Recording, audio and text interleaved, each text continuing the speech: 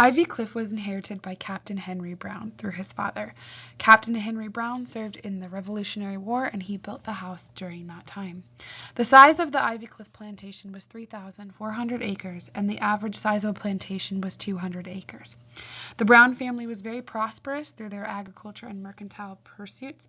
Ivy Cliff grew tobacco and other crops, and the Brown family also bred horses and had a general store. This cabin is on the Otter Mills, now known as Ivy Cliff Plantation in Bedford County, Virginia. This plantation was owned by the Brown family from the mid-18th century to the early 1900s. There were originally 6 dwelling places for slaves, but this cabin is the only one left on this plantation. The cabin was built in a dog trot style, which included 4 different rooms. Usually the slaves lived in a cabin. Multiple slave families lived in one singular cabin that usually had 2 to 4 rooms. Their cabin was usually in close proximity to the main house on the plantation. The slave quarters were placed on the lower side of a hill, so they were close to the main house but could not be seen from there. This house was the main house on the plantation. The plantation was owned by Captain Henry Brown, his wife Frances, and their 6 children, Henry Jr., John Thompson, Lockie, Francis, Alice, and Samuel.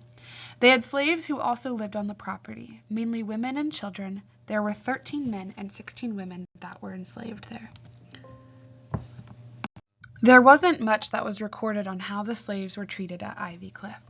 Ivy Cliff was a tobacco plantation, so most of their slaves worked in the fields. The Brown family also owned a general store in New London, so there is no doubt that they also had slaves working there. At this point in time, slavery was a big debated issue. Obviously, Captain Henry Brown agreed to an extent because he owned his own slaves. He believed that owning slaves was a necessary evil. Henry Brown took an active role in the Virginia slavery debate of 1831 to 1832 that happened during Nat Turner's Rebellion, which was the deadliest revolt in history. There was a lot of meetings and debates on whether they should emancipate and free the slaves. Many people now want to destroy the plantation. In 2022, the plantation was one of Virginia's most endangered historical sites and still is today. Many organizations are working hard to make sure that the plantation will not be destroyed, but that it will be renovated and preserved. The Brown family lived on the plantation until the 1920s. The new family who owns the plantation is the Taylor family. They work closely with Preservation Virginia, which is a nonprofit organization that helps preserve historic locations in Virginia.